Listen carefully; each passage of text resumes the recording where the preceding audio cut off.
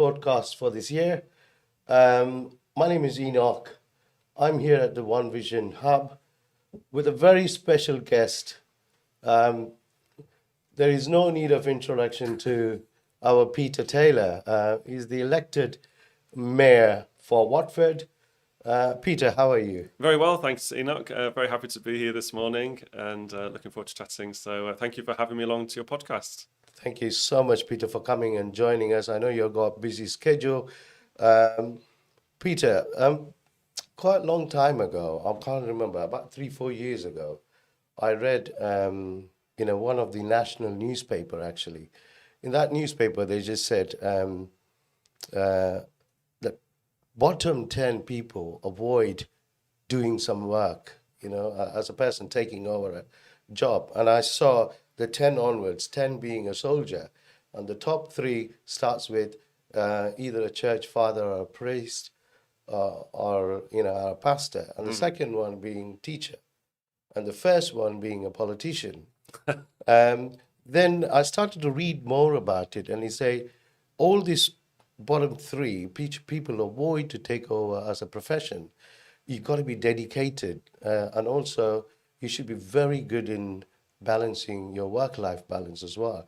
So looking at that, you chose both as a profession. You've been a teacher for a while, Yeah. and you're a politician, and I'm sure that you wouldn't have been involved in church activities as well. Yeah. Tell me about, why do you Hand choose up in this that. profession? Yeah, it's a really good question, Enoch. So, as you said, my background is in education, and then I worked for the Catholic Education Service, so involved with a faith background as well. Yeah. And I think, obviously your upbringing has a huge impact on the sort of person that you end up being. So my parents were very interested in politics, and faith was really important to them as well. And I do remember, just having conversations around the dinner table about those things.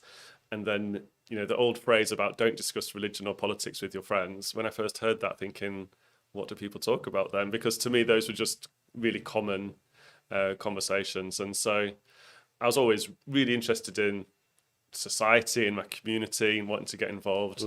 And then, went to university, but I've got an economics and politics degree. Lots of people that I studied with went off and worked in banking and finance, and that never really appealed to me. It was always more about kind of making a difference and being part of the community that I live in. Brilliant. Peter, I'm aware that you were raised in Sheffield, correct? Yeah, correct. And you've been to Edinburgh University as well. Yeah. So when did you first come to Watford, and what attracted to this town? Yeah, so I was living in London at the time and teaching at a sixth form college in Harrow called St Dominic's. So teaching A-level economics, a bit of politics. And Watford was basically the first house that my wife and I bought. And I remember actually visiting the property in Oxhey Village. And the woman who showed us around the house, called Emma, she was just so passionate about the community. So she said, even if you don't buy this house, you must move to this area. It's a fantastic place to bring up a family. Great parks, great sense of community. We absolutely loved it. And so we moved there shortly afterwards. My daughter was born at Watford General. So it was in that period, basically, becoming a dad, marrying, and all of that happened when we first moved to Oxley. You're absolutely right. Watford is a place you can easily get connected with community. Yeah. And also, it's very diverse and different communities. You can just engage with them very quickly. Absolutely. I'm sure that you adopted that. Yeah, it was really noticeable. As I say, it wasn't that many miles moving from Harrow. We lived in Hatch End.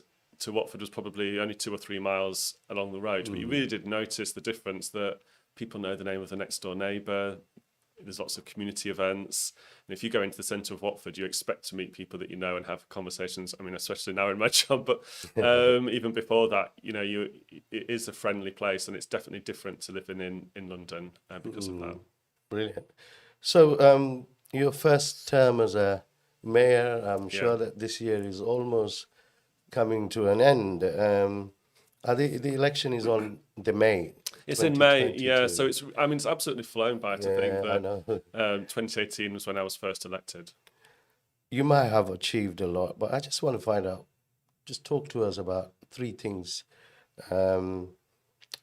you're proud of in this term, and what are the challenges you might have faced? Yeah, so the things I'm proud of, I would say one of the things that really mattered to me was dementia. And so I'm sure I've told you this before, Rena, but my granddad for many years lived with dementia, and I know that it's a significant problem, issue in the town.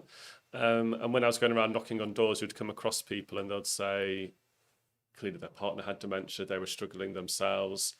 And I was aware that there wasn't really, there were bits and pieces of things going on, but it wasn't really pulled together. So we've created this group that, you know, has made new groups like singing groups, cafes, special events, but also if anyone visits dementiafriendlywatford.com, they'll see lots of information about the services available. And now we're held up as one of the best places in the country for support for people with dementia. So I'm really proud of that work. The other two things I would pick probably are Oxhey Activity Park.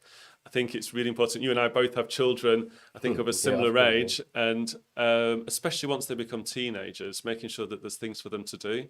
And having a skate park, cycle track, cafe, all of those facilities in Oxhey Park's been really, really popular and successful. And then I'd say the last one, probably Beryl Bikes, the bike share scheme that we know there's now been, I think, nearly 200,000 journeys on them.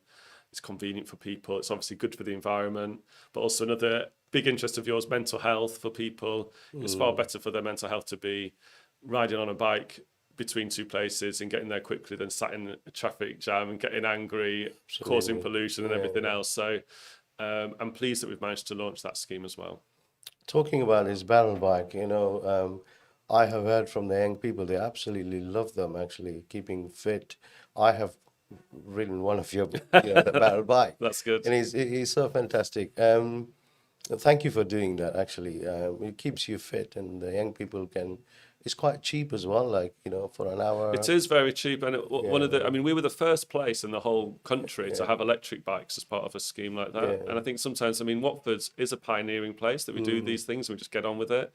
Nowhere else in Hertfordshire has a bike share scheme.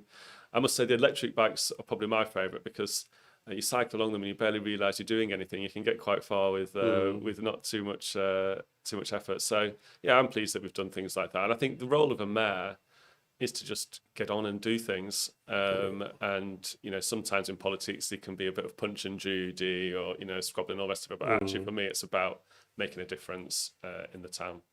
Some of the residents, as mentioned about this barrel bike as being very untidy. Yeah. Parked and everything. Is that anything? Yeah, so some of the schemes you'll see in other places, people can just put the bike wherever they want, and that's not great. And so what happens in Watford is you basically get a £5 fine if you don't put it back where it should be. Okay. And so that means that I think the figure's something like 98% of bikes are put back where they should be. But obviously people see the 2% that are just left somewhere.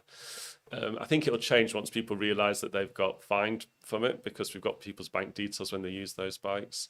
And the other thing is some of them kept falling over because of the stands weren't as good as they could be, so that all the stands are being replaced to kind of to encourage that, because you can imagine as I'm going around the town, if I see barrel bikes not where they should be or falling over, it absolutely winds me up. So there is stuff being done to address that as well. Brilliant. Tell me about the challenges you have faced. So that's one thing is burning that you haven't achieved. Yeah, I'd say the one thing that we've made some progress, but I want more, is the hospital. That we've done a lot to help. Obviously Thomas Sawyer Way being built, so better access, space. We've got the new multi-storey car park. There's been lots of work going on in the background, but I think for most people, if you visit the hospital, you think amazing staff, volunteers, but the actual buildings themselves are clearly in need of, being rebuilt. We have had a commitment from the government to do that.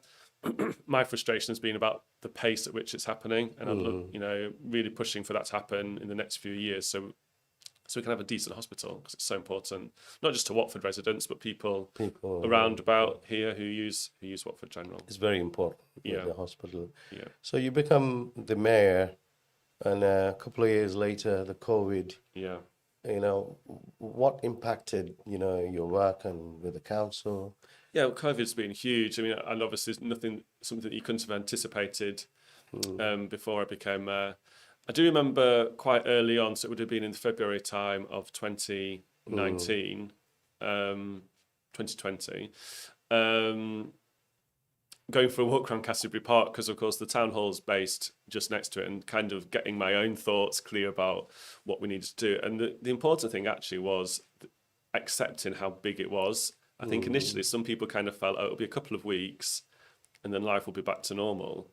Whereas actually, we know now that wasn't going to be the case. And so the whole way that the council operated massively changed. We, as you know, you were involved in some of those groups, created new groups to focus on, supporting food banks, supporting charities, the mental health, getting money to businesses.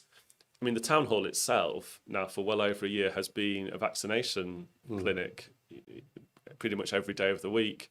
So I think one of the things that was really important to me was kind of recognising how big it was going to be and making sure that we adapted really quickly and that we prioritised, support the most vulnerable, rough sleepers, people that have food poverty or poverty generally, make sure businesses can keep going, help them to adapt.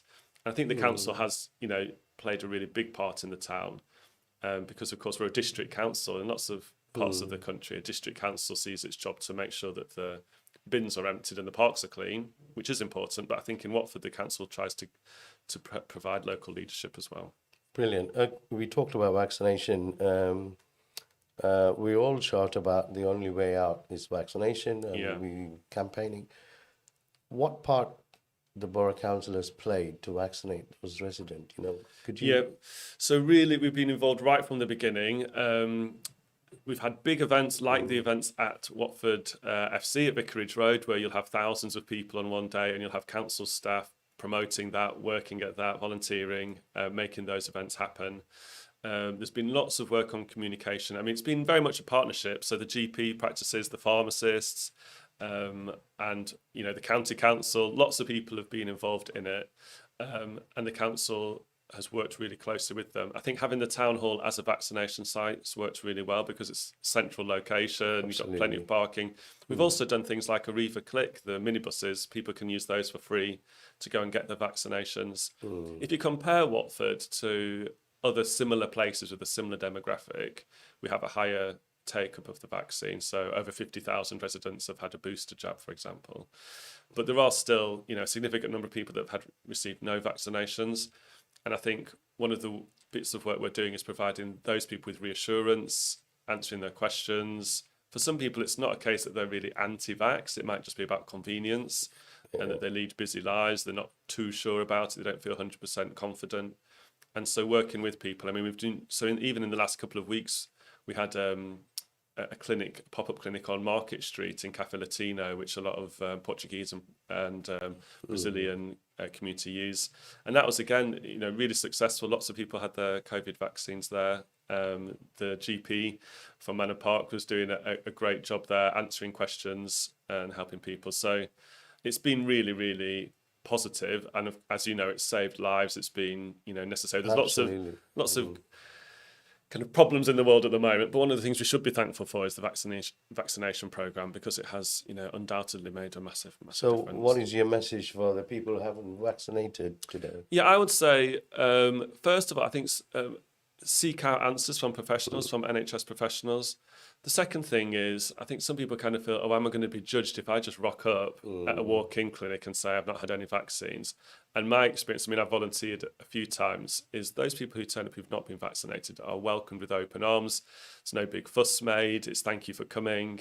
You won't be judged. And so, there are still, as I say, in Watford at the moment, I think the figure for first vaccinations is over 70,000 residents, but we know there's probably about 10 or 15,000 more who we're trying to encourage to have a vaccine. And so I'd encourage those people to speak to professionals, come into a vaccination clinic and ask your questions, but don't fear any kind of judgment.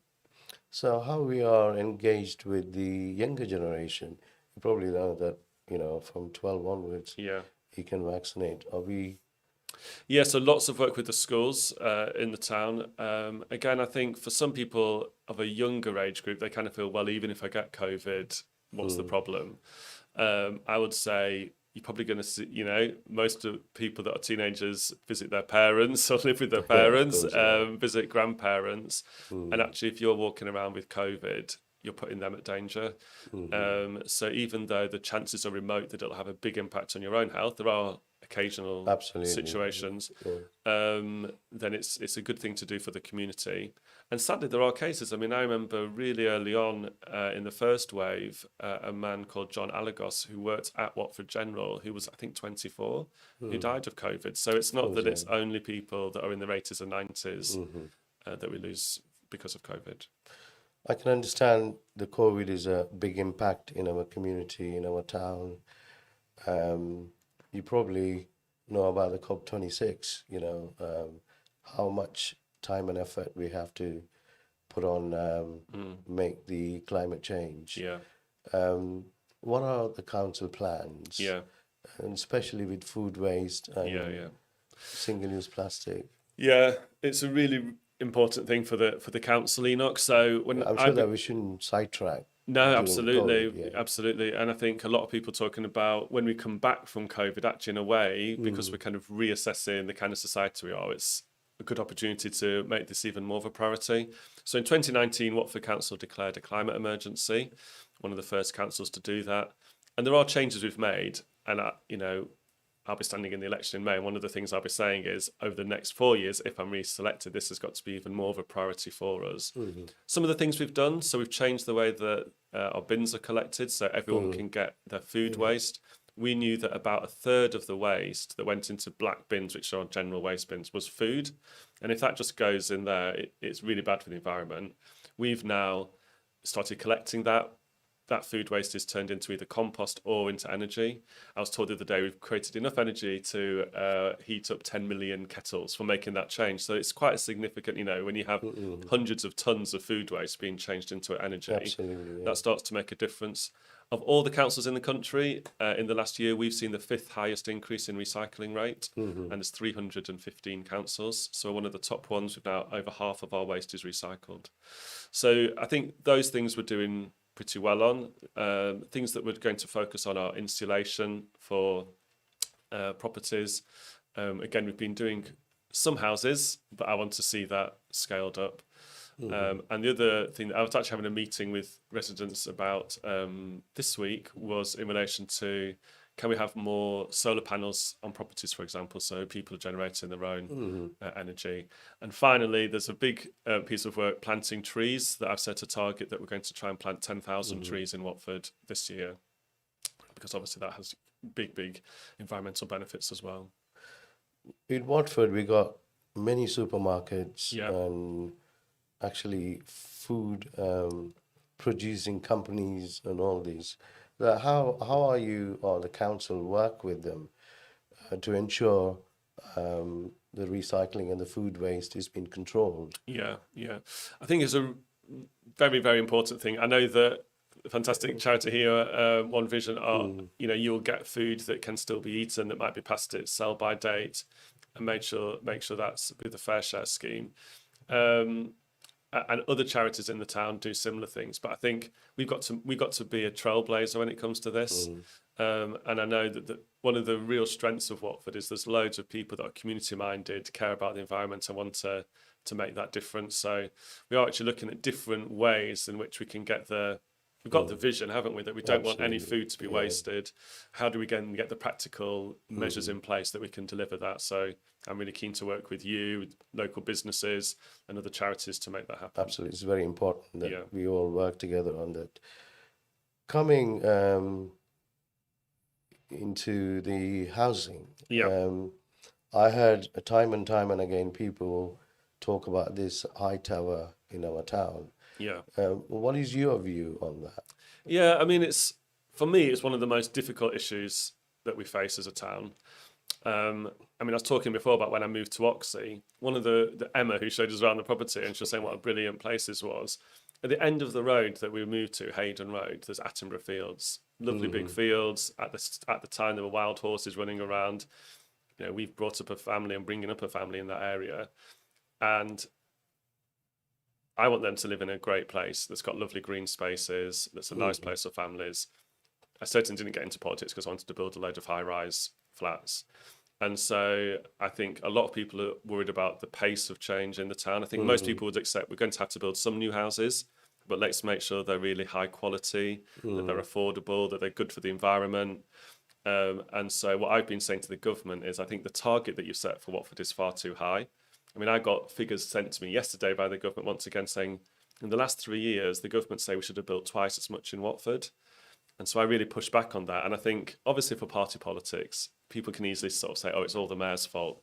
The reality is, all of the councils around the M25 are under massive pressure, and that you'll see, Woking are building a 37-storey tower blocks, and lots of places that are similar to Watford are under big pressure. And I think actually that's not the way to go. However well you do it, I do question, the quality of life for a family that are living on the 30th floor of a block of flats, however good the flats are. What I would like to see is actually some new towns being built. I mean, in our lifetime, there's about 10 million more people now live in the UK, but we've not built a single new town.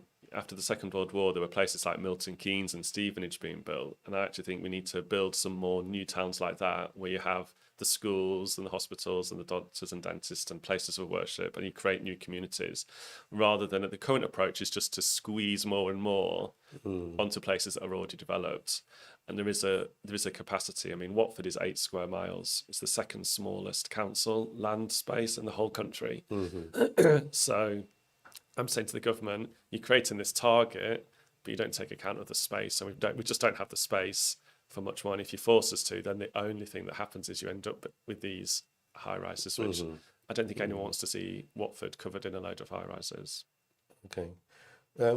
Who are these high tower buildings are attracted to? Do you think Watford residents can afford and rent? Some do. It's a mixture. I mean, when you go, as I do, go knocking on doors and chatting to people, you realise, a lot of people, like I did, move from London to Watford, and Watford's a welcoming place, and we're not going to be rude to people that are making that decision. But at the same time, we do also want to make houses, I'd say, rather than just flats, and ones that are affordable, and ones that local residents can access. I mean, some of the things that we're doing on that. First of all, when we've got land, the council ourselves, so the bit of land by the hospital and Watford FC's ground, we're building houses there. That's the next scheme, is to create houses with gardens, which I think, I'm told, and I know we need more actual houses for people. But the other thing is, if you want to live in a council house in Watford, you have to prove that 5 of the last 6 years you've lived in Watford and got a close connection to the town. Because I want to make sure that local families are able to get properties as well, and I know that is a concern for many people. And when I go chatting to residents, as I will be doing later today, quite often now you knock on a door and it's mum and dad plus their kids that are in their 30s who can't afford to move out, who want to move out, and I think we've got to make sure we support them and help them to have a property of their own. Few things. I received some questions. People know that I'm doing a podcast with you. Coming back to the housing. Yeah. What are the resources we have in terms of parking and disabled parking? Is it something you're thinking about? Yeah. So it's really important to me that we have provision for everyone in the town. I think we're an inclusive place. Yeah. One of the issues that gets raised with me is disabled parking in the town centre. In the last year, Ian Stokesbury, who I know you know, is his portfolio is now sustainability, which is really important, and transport, which is really important to the council as well. And we are looking at the town centre. How can we make sure that there's very good provision for people that are disabled?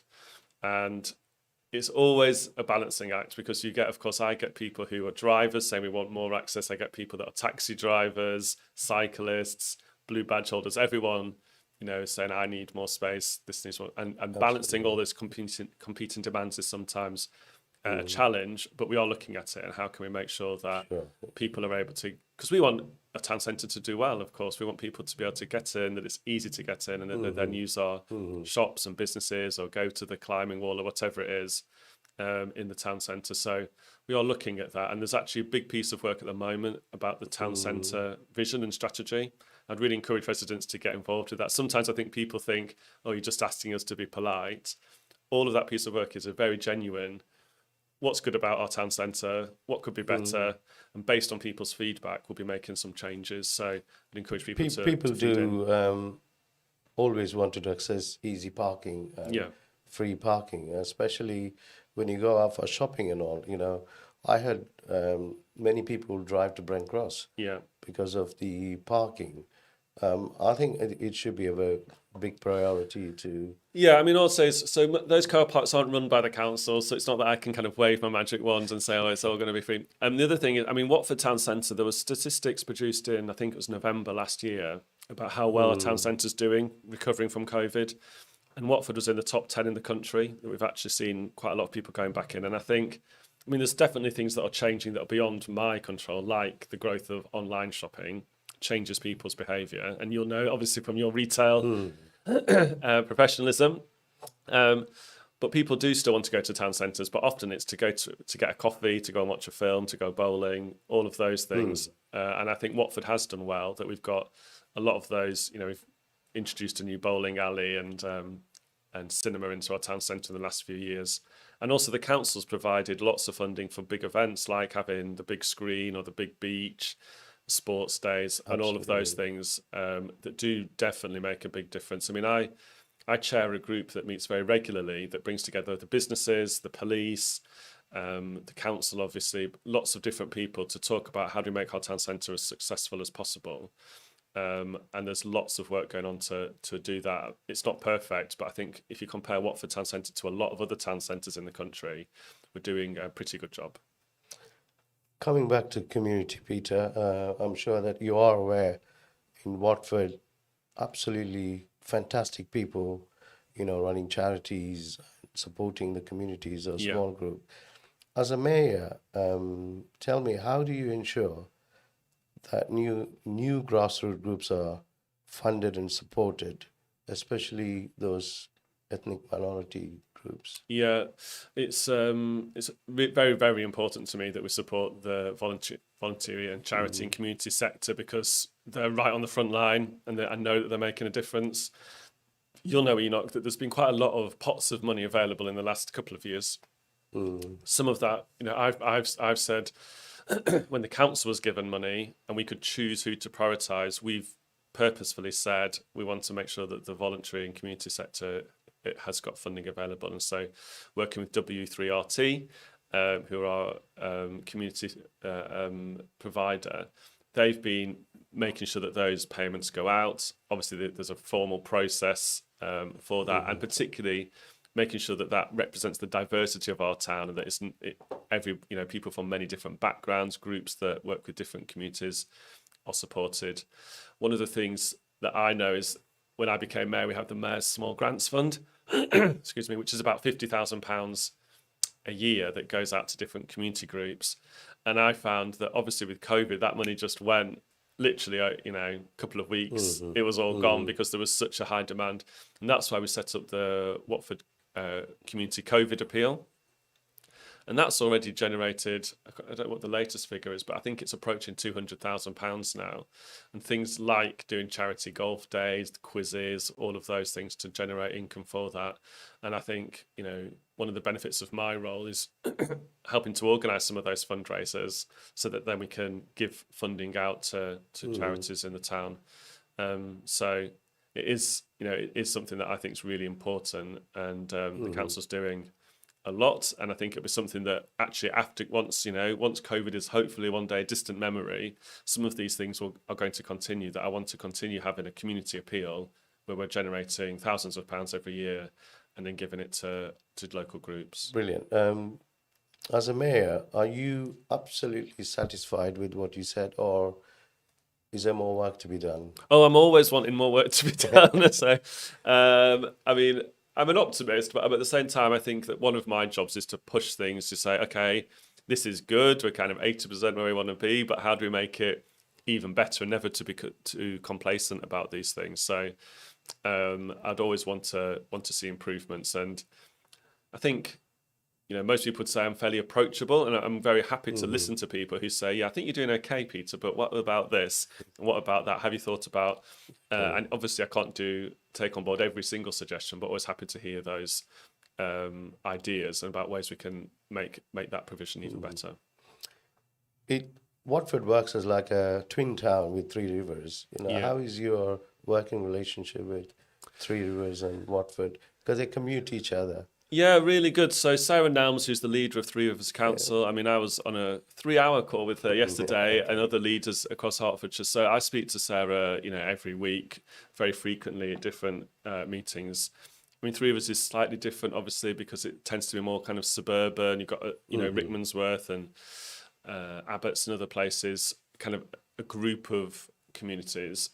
But we work really closely, and there's a number of things where we share a common, so for example, the hospital, when I'm writing to the minister, the last letter we did was actually myself, Sarah as leader of Three Rivers, Chris White, who's the leader of St Albans, the MP for Watford, Dean Russell, the MP for St Albans, pulling everyone together and saying, let's have a joint letter, because I think it's more powerful if we're working together. Similarly, working on things like the link between the Metropolitan line and Watford Junction, which has run into problems, but we're still hopeful that there can be an alternative found. That would be a line that links Three Rivers to Watford, and so we're working very closely on that as well. Brilliant. We both have children, and we always want to live in a very safe place. Yeah. Watford is kind of a tricky. You got M25 easy out and M1 is easy out. Yeah. Do you believe Watford is a safe place to live? Or I do believe it's a safe place to live, but I do, again, believe that there's more work we can do on that. So, I mean, again, I have very regular meetings with Ian Grout, the Chief Inspector for the town, and, targeting particular issues. So if it's car crime, as you say, the kind of case should be, because of our location, that you can have people coming in, burglaring, breaking into cars, whatever it is, and then very quickly heading onto the M1 and M25. And so there is lots of work we're doing on that. I mean, in the town centre and across the town, actually, Watford Council is one of the few councils that funds, I think it's about 300 CCTV cameras. And we also fund for people to monitor those 24/7 in the police station. And so they're a deterrent, but also helpful for finding people who've committed crimes. So there is work to do on that, but I think people need to recognise that the risks, but not over. I would hate for people to feel very fearful and to think that Watford was a high crime place, because the statistics show it's not a high crime place. It's relatively safe, but we're certainly not complacent. okay, do you have any new plans, steps to?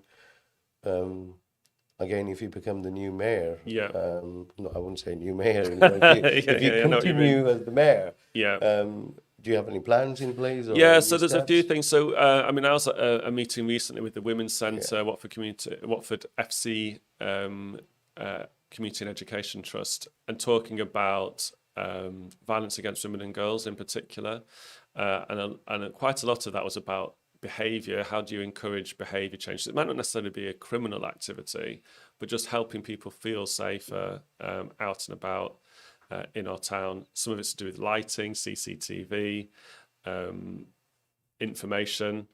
So there is work in relation to that. I'm also very keen to target what's considered sometimes low-level crime, but actually has a big impact on an area. So littering, dog fouling, all of that.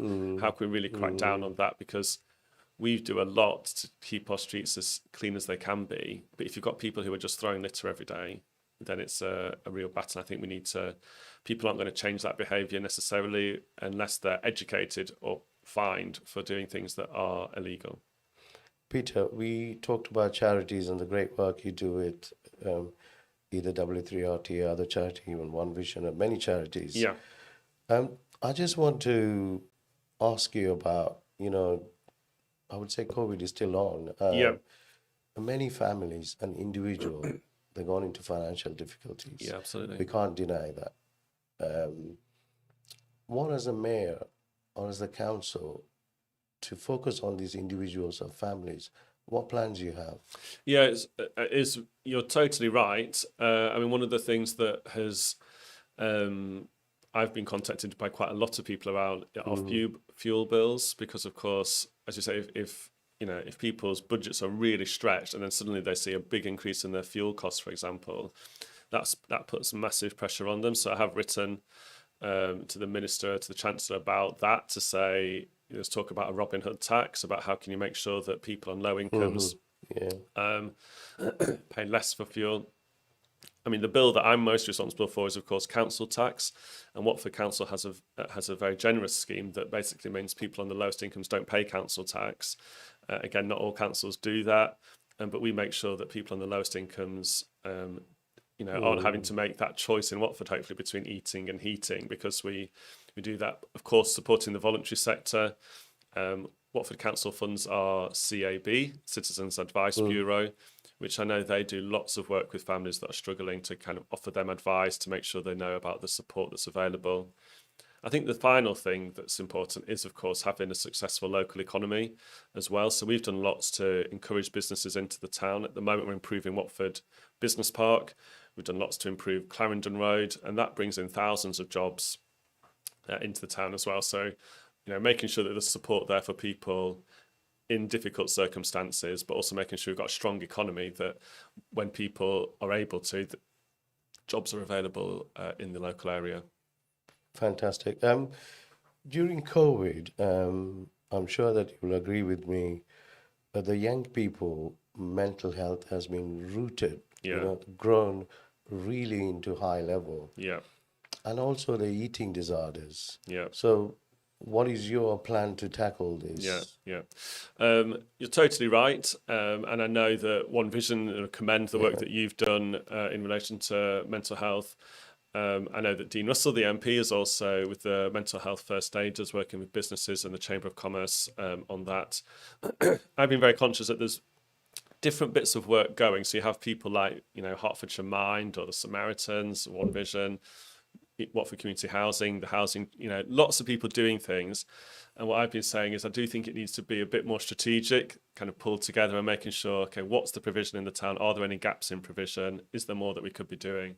So we have created at Watford Council a Healthy Hub, and that's got a focus on mental health support. But I think that needs to grow. As you say, the demands on those services have definitely grown over COVID, and they were already growing before COVID. I was, as I said before, a teacher previously. I remember we had a psychologist who came into the school to talk to have individual sessions with students, and she was so busy because the amount of mental health concerns. So it is something that we, as I say, we have the Healthy Hub, but I think we need to grow the provision and make sure that we're working together, all the different organisations and agencies in Watford. Brilliant. What will you do to improve inequalities in mental health? Inequalities, I think the main thing is just to make sure that that level of provision is there. I was hearing the other day about the waiting times that people have to get to access some of these services. So I know that, for example, I've had good conversations with Signpost and Guidepost, two local charities who I'm sure you know about.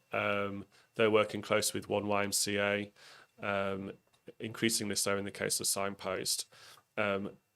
I think my job is to kind of bring, is not to do the frontline provision necessarily, but is to bring people together to make sure that if there's any gaps, that we fill them in. If you look at something like homelessness, we've done that really well. We've managed to coordinate that provision, and I think similarly in the area of mental health, we need to bring it all together and to identify, to listen to people. What do they think's missing in the town at the moment, rather than us kind of assuming that we know what needs to be done. There are highest population of South Asian heritage in Watford, especially Pakistani community or Indian community or Sri Lankan community. Their well-being, especially with diabetes and active life, are not great. Talking to them, or either the men or the women or the children. As a mayor, what would you do to make it different? Because they are prominent residents for the Watford. Yeah, you're right. So again, we've got a very active, you'll know people like Justine Hoy and Sarah Turnbull and others who work for the council in those areas. And I think one of the first things is to always make sure that you don't end up with a situation where you kind of got the council and then a big gap and then like the residents, and that we're sort of separated out, that you've got to become, enmeshed in your community. And part of that's about making sure that we've got a diverse group of councillors, which is something I'm, very committed to, and we have in the Liberal Democrats, got a fairly diverse group. So we can hear firsthand that we're part of the community, that we know what the issues are in the town. But I mean, I also work closely with the hospital, the NHS and others, because it's not my direct responsibility to provide diabetes support, but what I can do is if there are particular issues and concerns, I think that my job is to raise those with the relevant people and to say we need to look at the level of provision there. I would, during COVID, I've never worked closer than with the GPs, and I would say that looking at them, you realise how committed they are to the community and how much they go above and beyond the kind of the legal necessity and go out there into the community to do, when we have those things like the vaccination clinics, the passion that they have to make sure that they're reaching every corner of our community is really impressive. Thank you, Peter. This is something very interesting for me to ask you this. What do you say to politicians or political parties that use prejudice or scapegoating to minorities to their political advantage? Yeah, well, you've been not surprised to know that it kind of turns my stomach when people do that. I mean, Watford is a great place, and often it's referred to as a microcosm of the whole country. It's a swing constituency when it comes to general elections. It's the closest result in the whole country for Brexit. So we had 0.2% of the residents voted for Brexit. And I think, I see definitely my role and roles of political leaders is actually to bring people together and then to make a positive difference. And I think the kind of alternative view of leadership is that it's all about banging your own drum and making sure that you kind of stay, the kind of Donald Trump approach. He doesn't want to bring people together particularly. He'll do whatever is expedient for him. And I think at the moment there's actually quite probably at a crossroads about what kind of political leaders do we want locally and nationally. And you do see right across the world, populists as they're sometimes called, come into prominence, and they often exploit divisions, they exploit people's fears, people's worst kind of prejudices for their own advantage. And I think we've got to be really, really aware of that and careful about that. And I know that, religious leaders, for example, play a big part in kind of warning people about be careful, when it comes to politics is important and civic duty is important. So, I would always be someone who tries to bring people together rather than sow division in the community. Absolutely. You nailed that. Peter, you mentioned about you brought up in a very faith-oriented family. Yeah. I just want to ask you, what role does faith play to your politics? I think it plays quite a significant role, actually, because it sets out your values, doesn't it? I mean, it influences, the question we were just talking about, what motivates you. Politics religion plays a part in that. So it has been something that shaped me. You think about things like the Sermon on the Mount and the priorities that are set out there. Those are things that should motivate you. At the same time, I'd hope that I'm not a judgmental person either, that I'm going around kind of, insisting that people have to have a faith, because I know that in Watford we've got people with many, many different faiths, many people without a faith, all making a difference. But in my own life, faith has, obviously played a big part. And I think probably quite similar to you, Enoch, it's about putting those values into action, about Absolutely. making a difference, thinking how do you serve people of all different faiths and races and backgrounds in a positive way. So things like, homelessness or loneliness or whatever it is that you're trying to make a difference in relation to, I think faith clearly has an influence on that. There's lots of difference. 20 years ago now, the number of immigrants has increased, and it will increase, including the new Afghan arrivals. Absolutely. And the understanding of faith and different culture is very important. Yeah.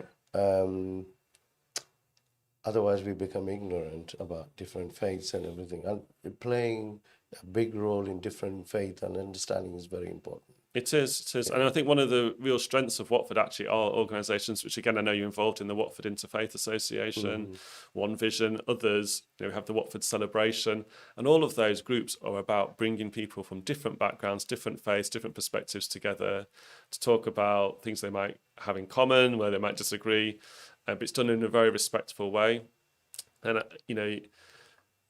I think I've said to you before, there was a report done by Hope Not Hate showing that when towns go through lots of change, often there's quite a lot of division because suddenly you've got a new wave of group people moving into the town. There might be people that already live there that resent them, and there can be conflict. And Hope Not Hate did a study into that and said that there were a couple of exceptions in the country, 3 exceptions, where actually you've had a lot of change, but you've still got very united communities. And Watford was held up as one of those places where that's the case. And I'm really proud of the town. That's the kind of place that we are diverse, but we're also united, and we also share in each other's successes and troubles and all the rest of it. And I think it's important for me as a leader, but for other people in leadership roles to bring people together and to maintain that situation. What is your view on faith in action and having interfaith dialogues? Really, really important. I think, when you say you're someone of faith, there is occasionally people who kind of assume you're going to have certain, moralistic issues that you're going to kind of, be finger wagging and judgmental and all the rest of it. Whereas actually most people of faith, in my experience, are people who quietly get on and make a difference in their community. And so I think that's really important. And, I'm not going to agree with everyone, even in my own faith, that, have disagreements with people on it. But I think it's about how you conduct those conversations and that you're respectful of others when they might hold a different view to yours. Brilliant. Peter, one last question. If you're elected as the mayor this year, I'm sure that your campaign will start very soon. What are your plans for your next term? Yes, I'd say my top 3 priorities would definitely be make sure the hospital rebuild happens. So that's the number one thing that we've got to deliver on, and I'll do everything in my power to make that happen. The second thing would actually be, we talked a lot about development, about making sure that we don't see overdevelopment of the town, that local people are in charge of the future when it comes to building new homes here. And then the third thing, which links into the environment and all of that, is cutting congestion. That Watford is somewhere that, often suffers from congestion. It has bad impact on our air quality, frustrating for people in those. So I'm going to be working as hard as I can, if I'm re-elected, to make sure that we've got good local transport and that we reduce the amount of congestion in Watford. Thank you very much, Peter. I'm sure that you're, just refreshed your plans, and absolutely. And I'm delighted that you are here today. And as One Vision, we're very happy to work with you as a mayor and Watford Borough Council.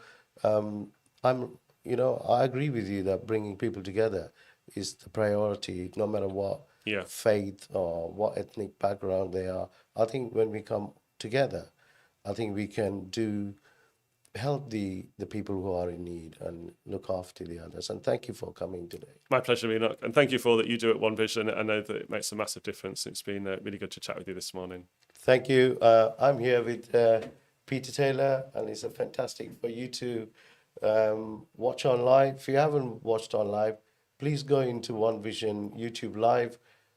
You can watch this program, and also it'll be on Spotify. You can watch on Spotify anytime when you have free time.